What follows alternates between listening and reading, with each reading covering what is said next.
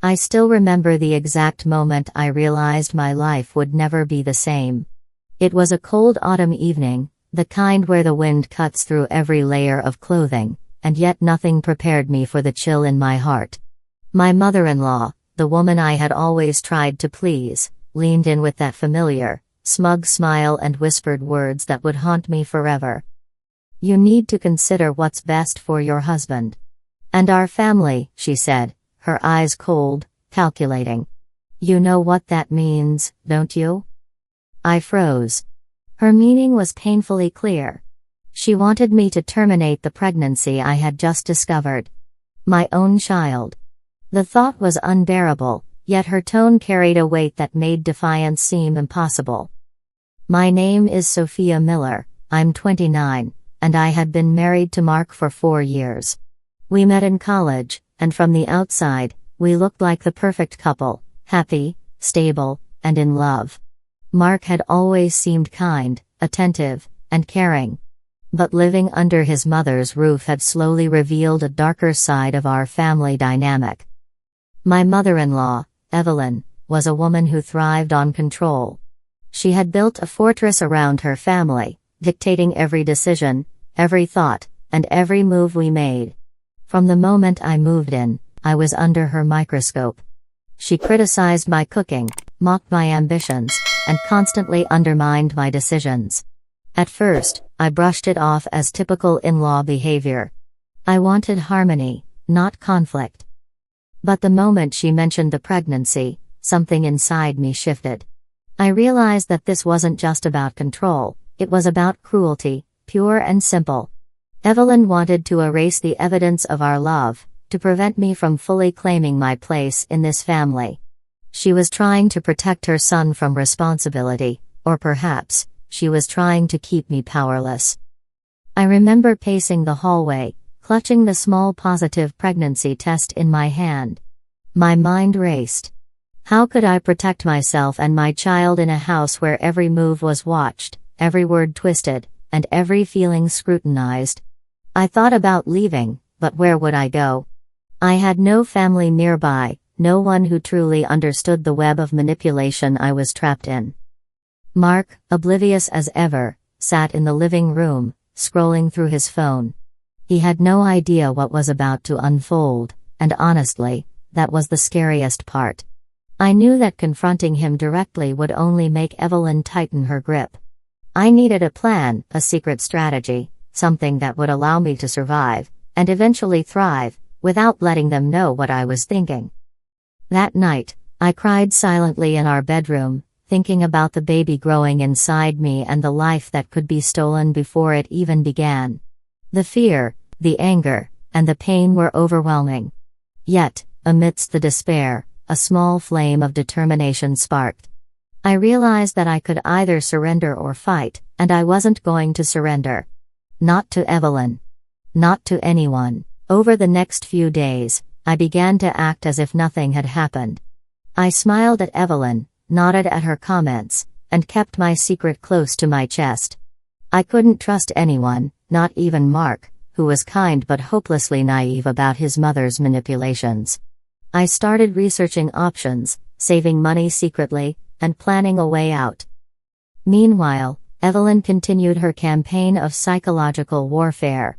She criticized my every move, subtly planting doubts in Mark's mind about my abilities as a wife, as a woman, as a mother. Her words were like tiny poison darts, meant to weaken me, to break my resolve. But every attack only strengthened my determination. I found solace in the thought that my child, this tiny, innocent life, deserved better than the toxicity of Evelyn's world. I promised myself that no matter what happened, I would protect this child. And if the family that tried to control me thought they could dictate my life, they were in for a shock. That was the night I made my first secret decision: I would leave.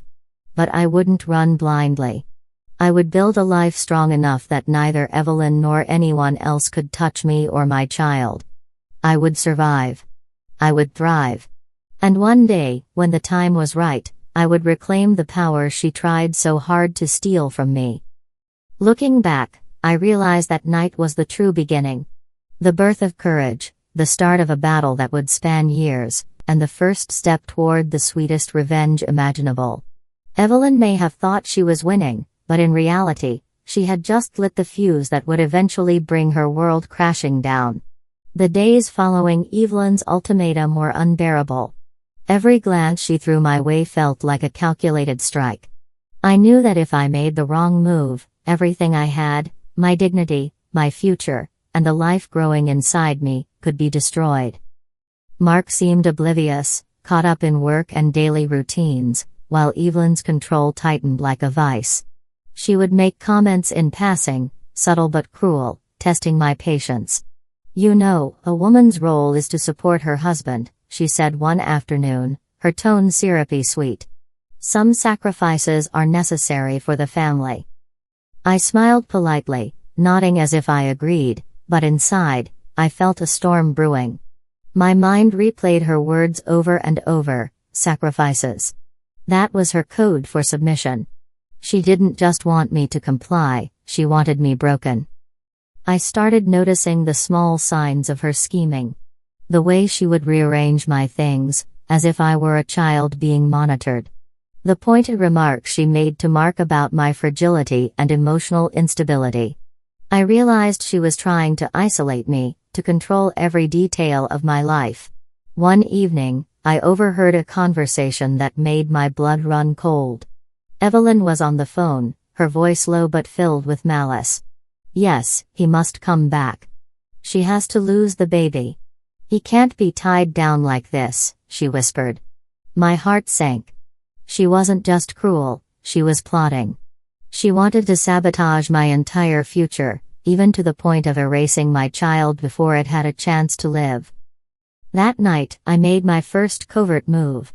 I started keeping a secret journal, documenting every incident, every threat, every manipulation. I even began recording subtle conversations, just in case I needed proof.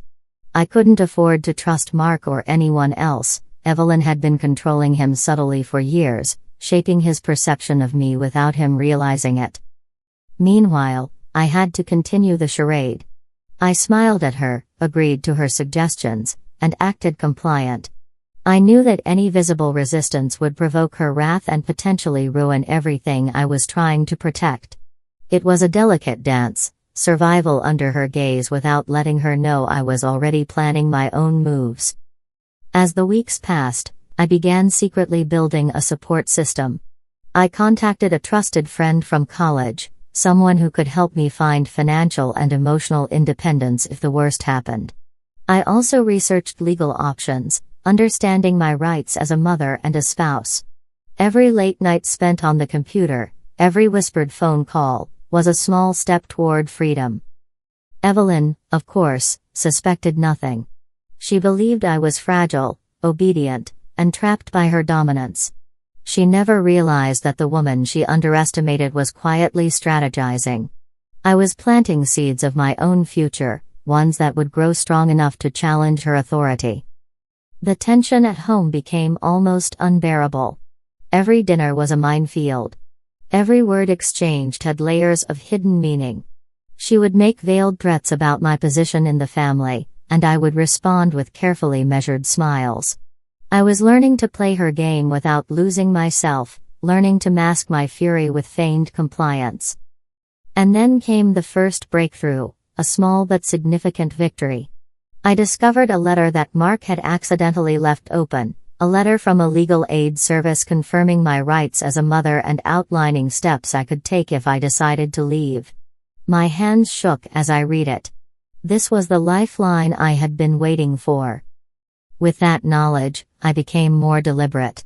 I started quietly saving money from my small freelance projects, hiding it away in accounts Evelyn would never suspect.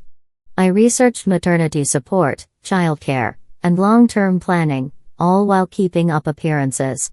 Every smile, every nod, every whispered yes, mother was part of a larger strategy. I also began documenting Evelyn's cruelty more systematically. Each comment about my supposed weakness, each manipulation aimed at forcing me to comply, was carefully recorded. I knew that someday, this evidence could be the key to protecting my child and reclaiming my life. Despite the fear and constant stress, there were small moments of hope. The baby's first heartbeat during an early ultrasound, the quiet support of my friend, even the moments when Mark showed genuine care, these were reminders that my life wasn't entirely lost. They were the fuel for the fire growing inside me, a fire that promised that someday, I would turn the tables. By the end of that tense month, a clear path began to emerge in my mind. I couldn't fight Evelyn head-on, not yet, but I could prepare. I would survive. I would protect my child. And when the time came, the woman who had tried to destroy me would face the consequences of her cruelty. Little did she know, the woman she thought she controlled was already 10 steps ahead. Every secret plan, every hidden fund, every document was a move in a silent game she didn't even know existed. The war had begun, and I was determined to win. The tension in our household had reached a breaking point. Evelyn's subtle manipulations had escalated into outright attacks on my emotional state. One morning, I awoke to find Mark unusually quiet, avoiding my eyes, while Evelyn's presence was suffocating. The air felt heavy, as if every corner of the house conspired against me. That day, Evelyn handed me a letter, her eyes gleaming with a sense of victory. "Consider this a suggestion," she said softly. But the words beneath her velvet tone were venomous. It was a notice of pressure to terminate my pregnancy, cleverly disguised as concern. My hands trembled as I read it, my heart hammering. The reality of her intentions hit me like a physical blow. She wasn't just cruel, she was relentless. For hours, I sat frozen in the living room, staring at the walls, my mind spinning. I felt trapped, powerless, and isolated. I wanted to scream, to confront her, to tell Mark what she was planning, but I knew that reaction would only worsen the situation. Every instinct screamed rebellion, yet wisdom demanded patience. I had to act smart. That evening, Evelyn cornered me in the kitchen, her tone deceptively sweet. "You know, Sophia, some women simply don't understand the sacrifices needed for family. You should think carefully about your choices." Her words were laced with hidden threats, and for a moment, I could feel her control tightening around me.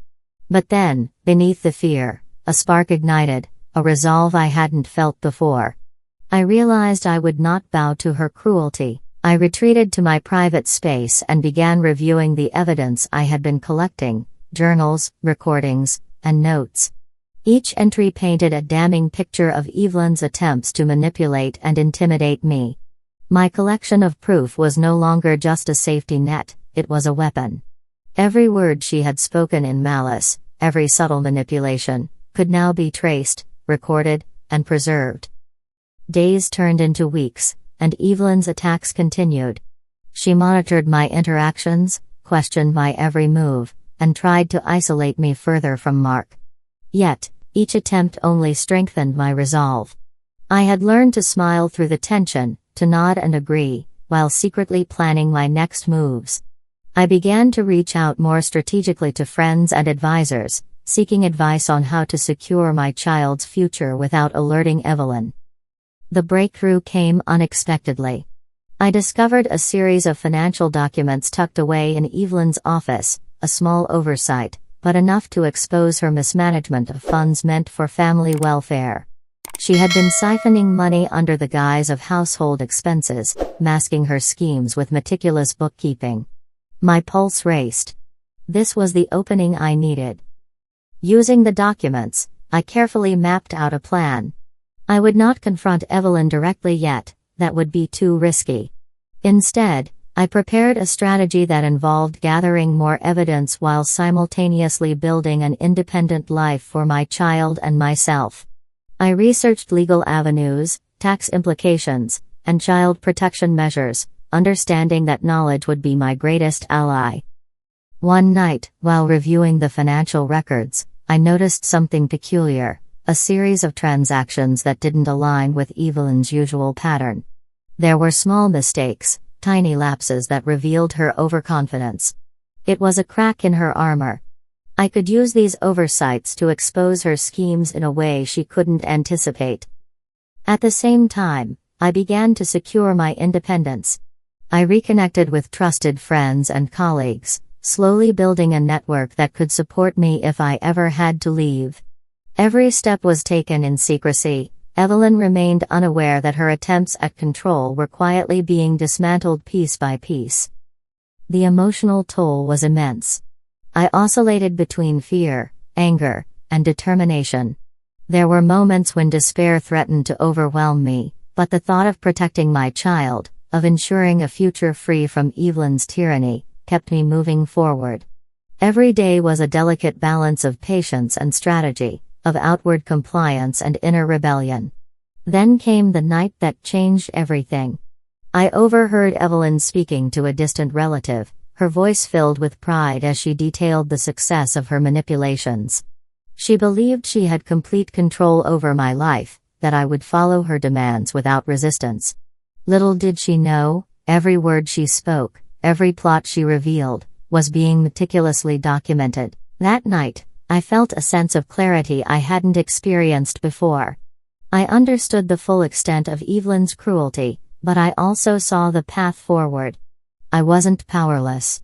I had the evidence, the knowledge, and the will to protect my child and reclaim my life. The storm she had tried to impose was about to turn against her. By the end of that month, I had formulated a plan that balanced patience with action.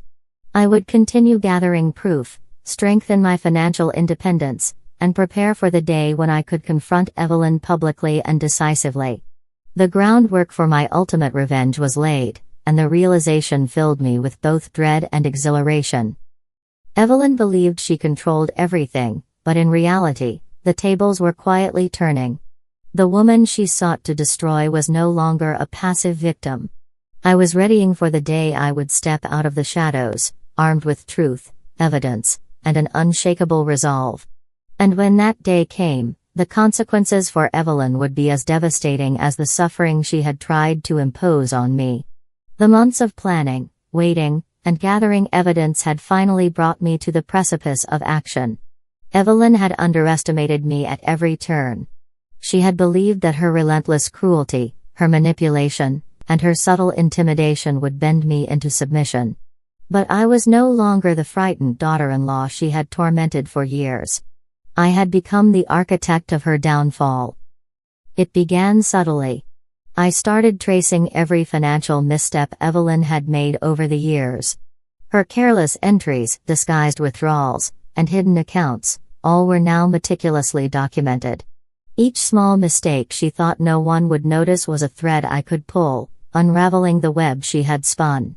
The thrill of discovery mingled with the bitterness of all the years I had suffered under her tyranny.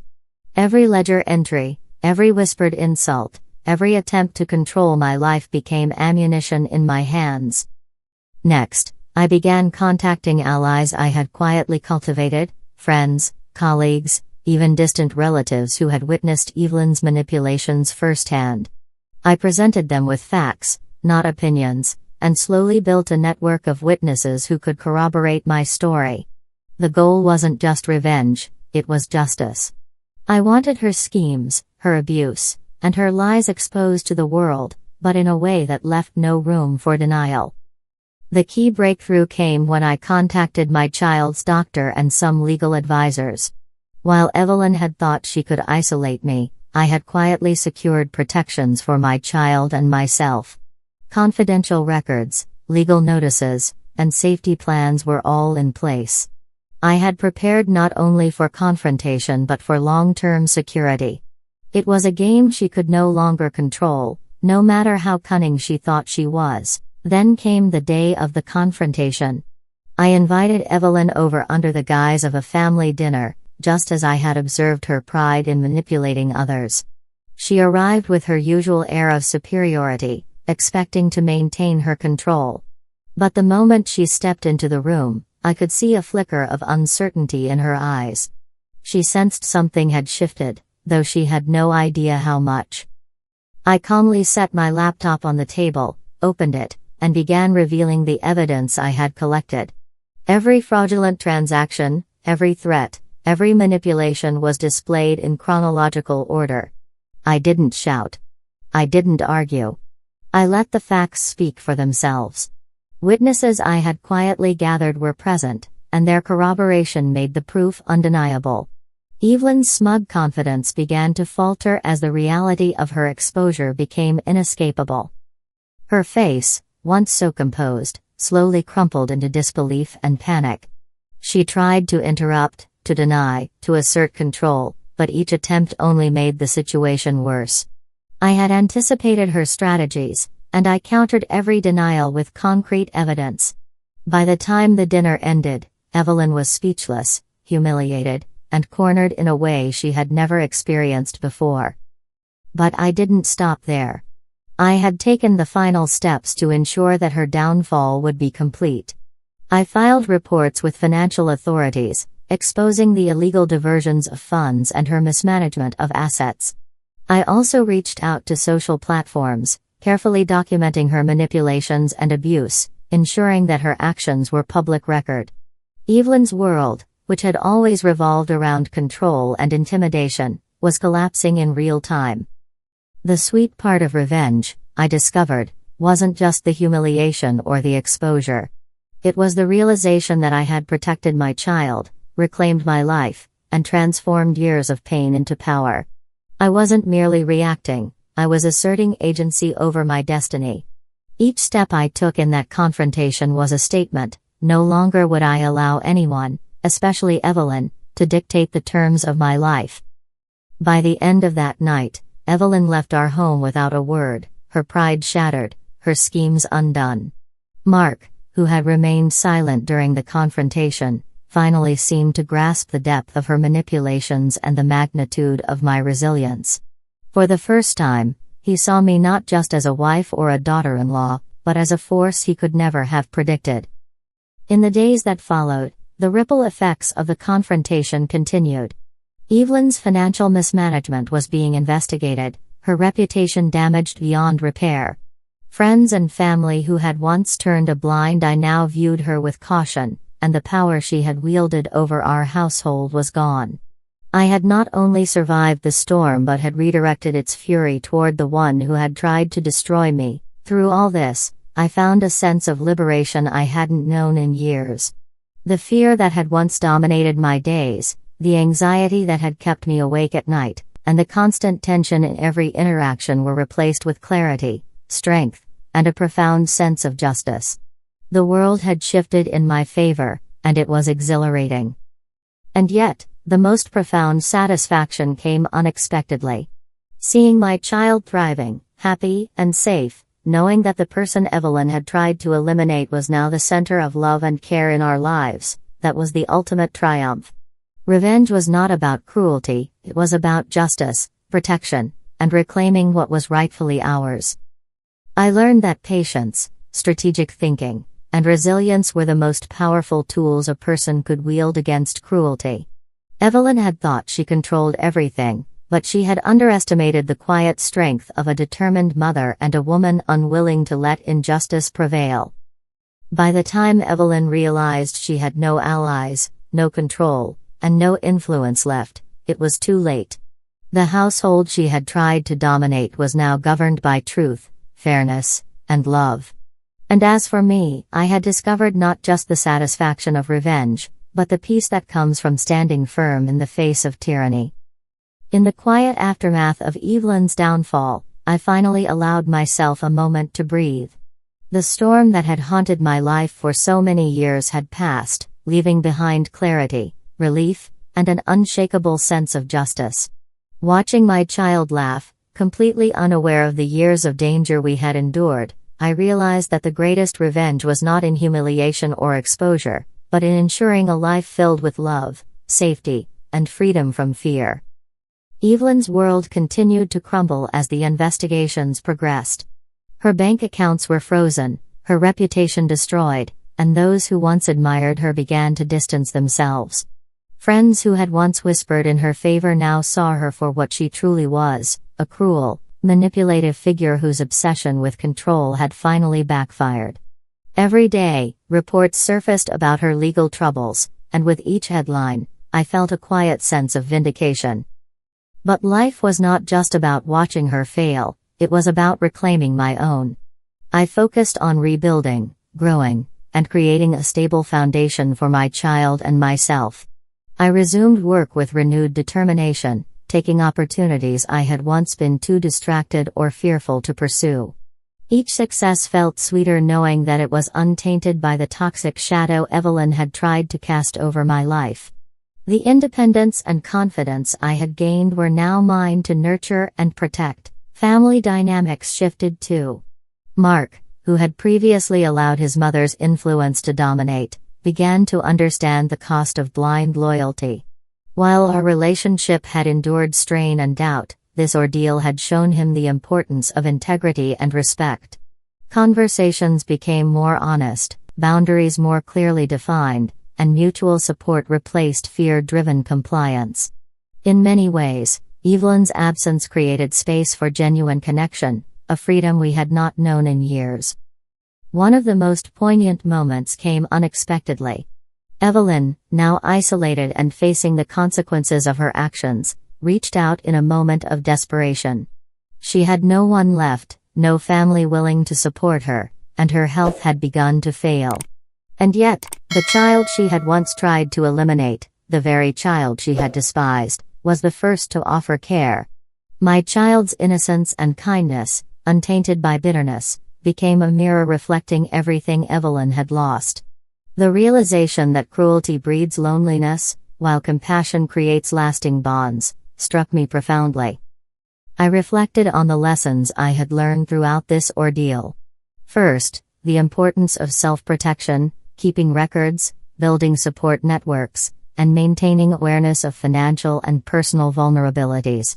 Second, the power of patience, letting time reveal truths, and carefully planning steps rather than acting impulsively. And finally, the strength of moral courage, standing up not only for oneself but also for those who cannot defend themselves. The emotional weight of these lessons was immense. For years, I had questioned my own strength, doubted my ability to protect my child, and wondered if I would ever reclaim my life. Now, I could look back with pride. Not only had I survived, but I had also ensured that justice, fairness, and love prevailed. I had transformed pain into power, fear into strategy, and cruelty into a lesson that would resonate far beyond my personal experience. This story is a reminder to everyone watching that oppression and cruelty, no matter how entrenched, are not permanent. It shows the importance of resilience, careful planning, and the unwavering belief in one's own worth. Sometimes the sweetest victory is the one that no one sees coming, the quiet triumph of a life rebuilt and a child protected. As I share this story on At True Moments Life, I hope viewers take away more than just drama. I want this narrative to serve as a guide, a warning, and an inspiration. It's a call to pay attention to subtle signs of manipulation, to value your own agency, and to never underestimate the power of strategic resilience. My journey demonstrates that even in the darkest moments, hope and careful planning can turn the tables entirely. In the final moments of reflection, I also want to extend a message about forgiveness and compassion. While Evelyn suffered the consequences of her cruelty, the choice to nurture my child, maintain dignity, and act with purpose was entirely mine. Revenge need not be rooted in malice, it can be an assertion of truth, protection, and justice. And that, ultimately, is far more satisfying than any fleeting humiliation. So, as my life continues, prosperous, peaceful, and full of love, I share this story with you, the viewers of At True Moments Life, to remind you that no one has the power to dictate your life unless you allow them to. Stand firm, protect those you love, and embrace the strength you may not yet realize you possess. And if you are watching this, navigating difficult family dynamics, or facing manipulation and control, remember, planning, patience, and moral courage can change everything. You are never powerless when you act with purpose. Thank you for watching At True Moments Life. If this story inspired you, make sure to like, share, and subscribe for more real-life stories of resilience, justice, and the extraordinary power of ordinary people. Don't forget to comment below, How would you have handled a situation like this?